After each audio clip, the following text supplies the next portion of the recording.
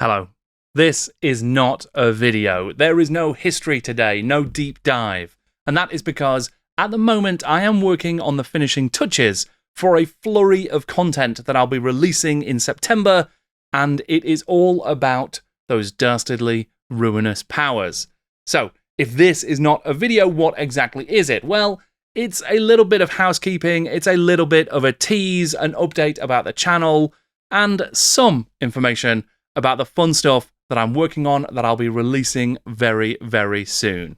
I'm Jordan, this is Jordan Sorcery, and today it's the calm before the storm.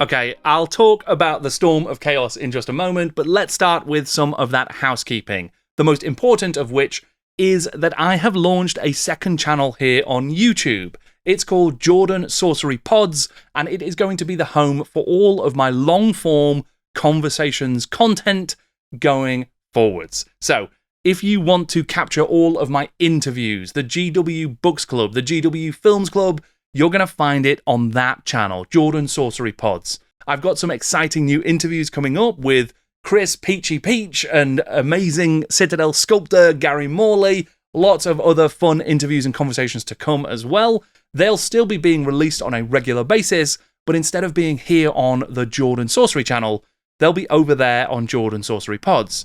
Now, the reason for that is this awkward algorithm that YouTube uses and just the way that it promotes videos to people. On my channel, as you will probably know if you're watching this video, I assume this is not your first Jordan Sorcery video. If it is, I can only apologize. But if you're familiar with the work I do here on the channel, you'll know that I do documentaries, shorter 20 or 30 minute deep dives into the history of specific games or periods of Games Workshop history. And then I also do longer form conversations, and they might be interviews with the people who worked at Games Workshop or the wider tabletop industry. I also do a couple of podcasts. I do the GW Books Club with Stu from the Miniature Realms channel, where we talk about the original books that were published by Games Workshop in the late 80s and early 90s, the original Warhammer Fantasy and 40k and Dark Future fiction. We're looking at those on a regular basis, a monthly basis. I've also recently launched the GW Films Club with my good gaming friend Rob, where we take a look at movies that inspired Games Workshop games. We quote the people who made the games and how they've cited those inspirational works, and then we talk about those influences and how they've flowed through into the games that we love. All of that stuff is longer form. It's normally an hour plus long. That's very different to the deep dive stuff. And because of YouTube's promotion system, the way it puts stuff onto the homepage, the way it monitors views and retention, there's a different sort of level of engagement across the audience with those two different types of content I make, the shorter stuff and the longer stuff. That means that on a regular basis, basically any given month, the top 10 most recent videos that I've released, the way they are ranked by views, you will see that the top 5 are my shorter videos and the bottom 5 are my longer form videos. There's always this clear distinction in my metrics, in the numbers that I get to see in the sort of back end of YouTube. You can always see this very clear difference in the audience and the way people are watching and the way people are interacting with my content. There's nothing wrong with that. It's totally understandable. There would be different expectations and desires from an audience. Many people will want to watch one type of thing. They might not have as much time. They might not want to watch the long-form stuff. And of course, I use a lot of that long-form stuff to inform the shorter stuff. So for some people, it's one or the other. For some people, it's both. That's great. But because of that distinction in the audiences and the way people engage with my channel, it's become quite clear over time that actually these things would probably both benefit if they were separate.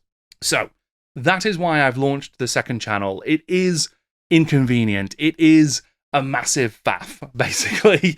It's awkward from my perspective to have to run the two channels. I'm sure it's awkward from your perspective to have to go to two different places, subscribe to two different channels, if you want both the interviews and the long stuff and the regular stuff on this channel. And I can only apologize for that. But I think in time, it's going to make it easier for YouTube to work out what kind of content I produce and how to sort of advertise it and promote it to more people. And the more people that get the stuff promoted to them, the more they're likely to watch it, or hopefully will click through and give it a go. And if they do that, then hopefully more views and more subscribers, and then the channel becomes more sustainable in the long run. So that's why I've made this pretty awkward decision. It starts from September. You'll be able to go over and see the entire back catalogue of interviews that I've done. I'm also going to be moving all of the GW Books Clubs, the old ones from previous months, over to that channel. The GW Films Club, it's already there. We've covered Mad Max, we've covered Dune, we've covered Hammer Horror, we've got Conan coming up. So that stuff's already on the new channel, Jordan Sorcery Pods. If you want to check out all of that stuff, go and subscribe there. If you're not as interested in the long-form content, don't worry. You're just going to see the continued Jordan Sorcery channel, and there'll be fewer posts, but they'll be more consistent. They'll be shorter deep dives and histories and lore and that kind of stuff. So that is my big bit of housekeeping. Okay, here is a different bit of housekeeping. Well, no, not really housekeeping, actually. This is more of an exciting announcement, and that is that I am working on my first ever book. It is a cocktail book for the role-playing game Victoriana. If you're not familiar with Victoriana, it is an awesome magical steampunk take on Victorian London, set in 1887. There's loads of really fun stuff. There's kind of this equivalence of elves and dwarves and all of this sort of stuff in a historically infused but magical sort of over-the-top technology steampunk world. It is really, really fun. I've had a lot of fun with past editions. This new edition from Cubicle 7 is built on D&D 5th edition, and it's really, really cool. And the cocktail book that I am working on, the Bon Vivants Compendium, is going to have a load of themed cocktails, as well as locations, taverns, watering holes, bars, clubs, from around this London. You can go and you can check them out, and there's plot hooks, and there's a story in there, there's a mystery that runs through the whole book. I am really, really super excited. I've had so much fun researching it and writing it. I cannot wait to share more information about it with you soon. But yeah, I'm writing a book. I'm really, really looking forward to it. You can go and check out Cubicle 7's Victoriana stuff right now. It's just completed on Kickstarter, and the book will hopefully be out, well, I don't know a specific date, but hopefully soon enough that I can talk about it more here on the channel and share more of the exciting work I've been doing. I'm loving it, and I hope that you guys love it too. I cannot wait to share it. Right. Chaos, chaos, chaos.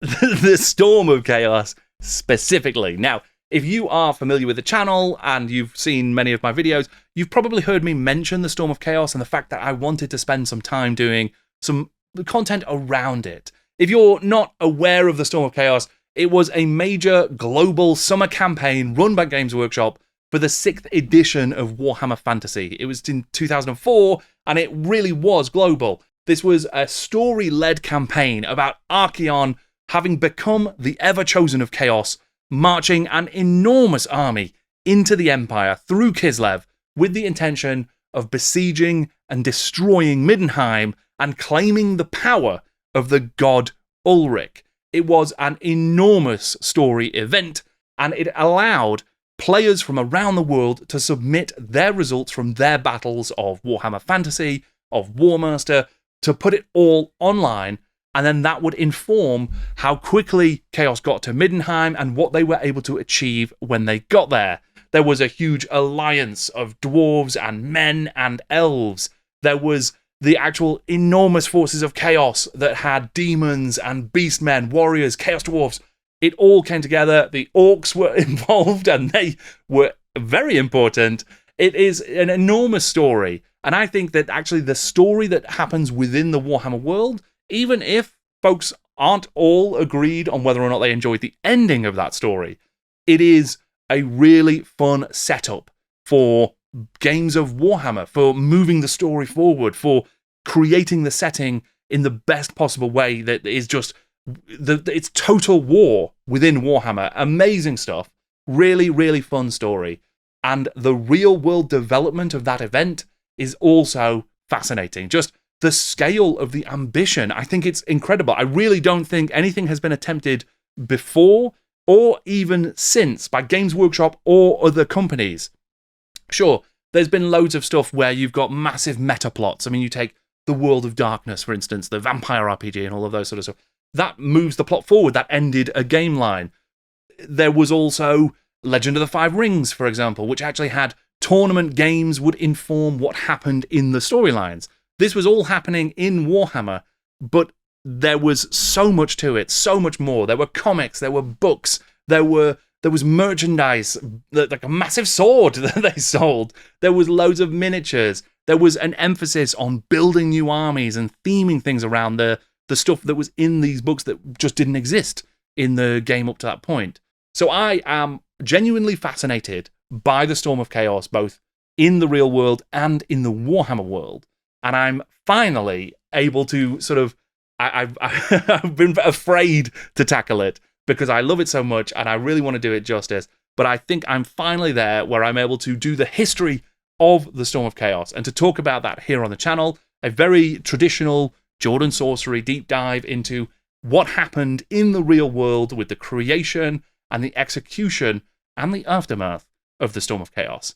But then I'm also going to do something I've not really done on the channel before, which is a proper lore video, or a couple of videos that will run through the events of the Storm of Chaos in universe, just pure lore, because I love this story and I want to tell it. So that is what I'm working on. I'm going to be sharing that here on the channel in September. That will mark the 20th anniversary of the results of the Storm of Chaos, which happened in 2004 in September. So I'm very excited about that. I've got a couple of videos that go around that, so I'm also going to be doing a video on the context, the other events that have happened in the global summer campaigns that Games Workshop has done. So I will be doing that video. That's going to be next week here on the channel. You'll be able to watch that. I'm going to be talking about Icar 4 and Medusa 5 and some of the other stuff as well.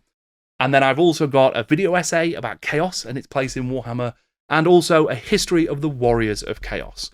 They're just now coming out or to pre-order for the old world. Normally, I like to get a history out for the pre-order. I've not been able to do that this time, but I will be releasing soon my history of Chaos Warriors in Warhammer. So all of that Chaos-related stuff coming soon on the channel. I hope that you're excited about it. I am super excited about it. I think September is going to be really, really good fun. So I will leave this here because I've rambled on long enough. I'm excited about it. I'm excited about the Storm of Chaos content I'm doing. I'm excited about the Victoriana cocktail book that I'm writing. And I am, of course, excited about the new second channel here on YouTube, Jordan Sorcery Pods.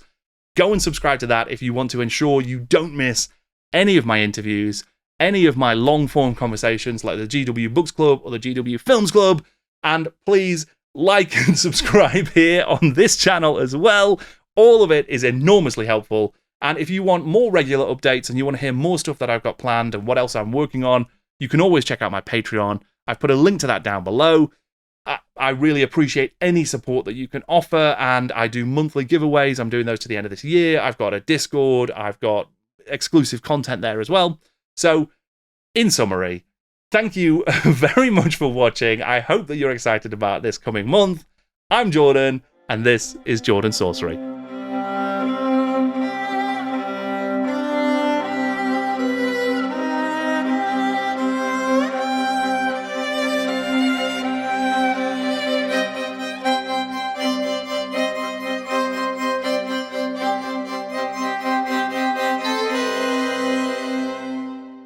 Seriously though, even if you didn't enjoy the end of the Storm of Chaos, which I understand a lot of people weren't satisfied with where it went, I still think the story is really fun, and I can't wait to share my sort of interpretation of it.